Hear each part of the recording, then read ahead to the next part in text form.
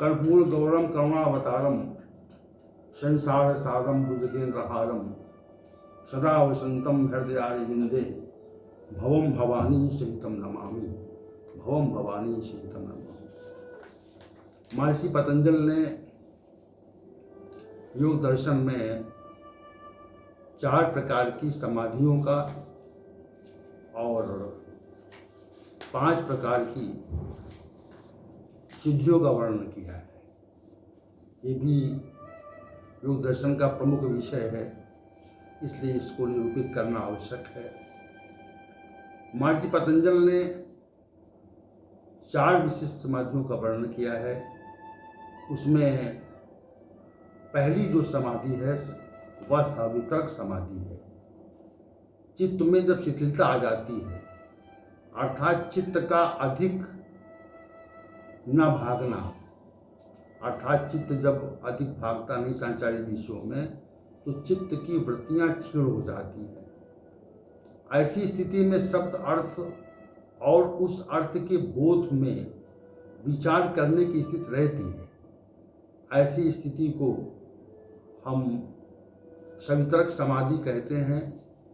योगी इस समाधि में और उसके चित्त में तीनों पृथक अस्तित्व रहते हैं। अर्थात योगी जब तक सवितर्क समाधि में रहता है तब तक उसे तर्क का बोध होता है, इसलिए इसे सवितर्क समाधि कहते हैं। यहाँ पर तर्क रहता है और स्मृति भी रहती है। दूसरी प्रकार की समाधि है निर्वितर्क समाधि। जब साधक की स्मृति शुद्ध हो जाती है, अर्थात चित्त के संस्कार में सांसारिक विषयों के बोध के का अर्थ नहीं रहता, ऐसी स्थिति में तर्क भी नहीं रहता। सांसारिक विषयों के अर्थ की सज्ञानता न रहने पर तर्क की समाप्ति होती है। और जब तक तर्क रहता है तब तक वो तर्क ही नहीं होता। जो स्मृति की शुद्धि की स्थिति है, ऐसी स्थिति को निर्वितर्क समाधि कहते हैं। तीसरी समाधि है सविचार समाधि। जब तक साधक में अनेक विचार रहते हैं, स्थिर तो नहीं रहते परंतु सूक्ष्म रूप में रहते हैं, जब तक विचार रहें तब तक वह समाधि सविचार होती है, क्योंकि वहाँ पर विचारों की प्रधानता है। यद्यपि विचार आध्यात्मिक ही है परंतु विचारों की शून्यता नहीं है, इसलिए ऐसी स्थिति को सविचार समाधि कहते हैं।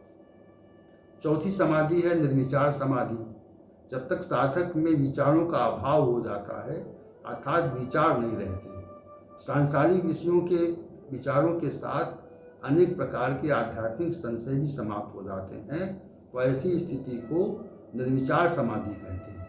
क्योंकि आध्यात्मिक विषय इतना गूढ़ विषय है, उसमें संशय का उत्पन्न होना लगा रहता है, अर्थात संशय उत्पन्न हुआ करते हैं, इसलिए विचार रहते हैं, तब तक निर्विचार समाधि नहीं आती। उसके पश्चात महर्षि पतंजल ने सभी समाधि का भी वर्णन किया है।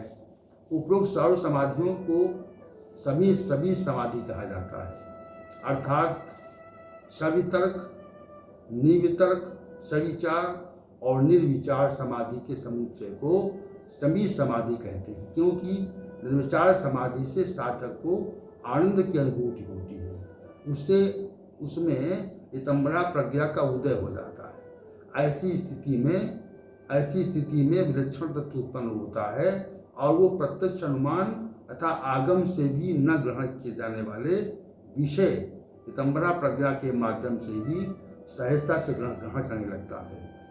सभी समाधि से उत्पन्न नितंबरा प्रज्ञा बुद्धि के संस्कार, पूर्व में ग्रहण किए गए संस्कारों का विनाश कर देते हैं।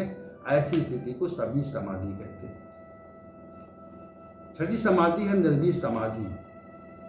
महर्षि पतंजल ने निर्वीज समाधि के संबंध में ये कहा कि जहाँ किसी प्रकार का सांसारिक बीज नहीं है, संस्कारिक बीज नहीं है, वहाँ आनंद की नित्य अवस्था रहती है और ऐसी अवस्था को निर्वीज समाधि कहते हैं। ऐसी स्थिति में साधक का चित्त मूल प्रकृति में विलीन हो जाता है, अर्थात उसका लय हो जाता है और साधक को वास्तविक स्वरूप की अर्थात स्वस्वरूप की उपलब्धि हो जाती है। इसी को कैवल्य स्थिति या निर्विष समाधि कहते हैं। तो ये 6 समाधियों का उल्लेख महर्षि पतंजलि ने किया और इसी प्रकार से 5 सिद्धियों का भी वर्णन किया। 5 सिद्धियों में पहली है जन्मजा सिद्धि। अनेक महापुरुषों की मृत्यु जब होती है तो उन्हें किसी विक्षेप कारण मुक्ति नहीं मिलती और पुनः जन्म ग्रहण करना पड़ता है। परंतु जन्म के संस्कार रहते हैं और उन्हें किसी कारण से जन्म से ही कुछ सिद्धि प्राप्त हो जाती है, जैसे अत्यंत तीव्र बुद्धि का हो जाना। इस प्रकार की सिद्धि को जन्मजा सिद्धि कहते हैं। ये वास्तविक रूप से उस प्रकार की सिद्धि है जैसे बालक में स्वतः ही आध्यात्मिक विषयों की उत्पत्ति हो जाना। दूसरी सिद्धि है औषधिजा सिद्धि। अनेक पुष्टिकार औषधियों व रसायनों के सेवन, लेपन आदि के प्रयोग से मनुष्य के शरीर में विशेष प्रकार की सिद्धि प्राप्त हो जाती है। क्योंकि यह सिद्धि औषधियों के द्वारा प्राप्त होती है, इसलिए इसे औषधिजा सिद्धि कहते हैं। तीसरी सिद्धि है मंत्रजा सिद्धि। अनेक प्रकार के मंत्रों का वर्णन वैदिक साहित्य में किया गया है और उनके प्रयोग की विधि भी वर्णित की गई है। इन मंत्रों के प्रयोग से उचित प्रक्रिया के अनुपालन से कभी कभी साधक को अणमारी सिद्धियाँ प्राप्त हो जाती हैं, जैसे अचानक गायब हो जाना, आकाश में गमन करना, पानी पर गमन करना। इस प्रकार की सिद्धियों को मंत्रजा सिद्धि कहते हैं। तपोजा सिद्धि। अनेक प्रकार के तपों से साधक को जो सिद्धि मिलती है उसे तपोजा सिद्धि कहते हैं। हम सभी ने अनेक शास्त्रों में, अनेक कथानकों में तप का वर्णन सुना होगा, जो अनेक प्रकार से वर्णित हैं। ऐसे तपों से विशेष प्रकार की सिद्धियाँ मिल जाती हैं, उन्हें तपोजा सिद्धि कहते हैं। और 5वीं सिद्धि है समाधिया सिद्धि। समाधि की अवस्था में अनेक प्रकार की सिद्धियाँ स्वतः ही साधक को मिलती हैं, जिससे वह स्वयं भी विशेष हो जाता है और इस प्रकार की सिद्धि को समाधिजा सिद्धि कहते हैं। इनका वर्णन योगदर्शन के विभूति पाद नामक अध्याय में विस्तार से किया गया है अतः उनके परिणाम के संबंध में भी अनेक प्रकार के उल्लेख हैं। जैसे योगी सूर्यमंडल में संयम कर लेता है, उसे षष्ठी के जन्म और प्रलय का ज्ञान पा लेता है, हो जाता है। सूर्य नाड़ी मेरुदंड के दाहिने भाग में चलती है। जो योगी चंद्रमंडल में संयम करता है वह तारों का ज्ञान जान जाता है। नाभि चक्र में संयम करने से शरीरवर्ती संपूर्ण पदार्थों के संबंध में अवस्थिति ज्ञात हो जाती है। कंठ के कूप में संयम करने से प्यास और भूख से निवृत्ति हो जाती है। मूर्धा की ज्योति में संयम करने से योग सिद्धि के दर्शन होते हैं। हृदय में संयम करने से स्वयं तथा अन्य के चित्त के विषय का ज्ञान हो जाता है। इस प्रकार अनेक प्रकार की सिद्धियों का वर्णन महर्षि पतंजलि ने अपने ग्रंथ योग दर्शन में किया है। तो महर्षि पतंजलि की योग दर्शन के संबंध में कुछ चर्चा हुई और कल की चर्चा हम महर्षि गौतम के न्याय दर्शन करेंगे। ओम सहनावतु सहनौ भुनक्तु सावीर्यं कर्वावहै कृष्णावधीतमस्तु मा विद्विषावहै। ओम शांति शांति की शांति।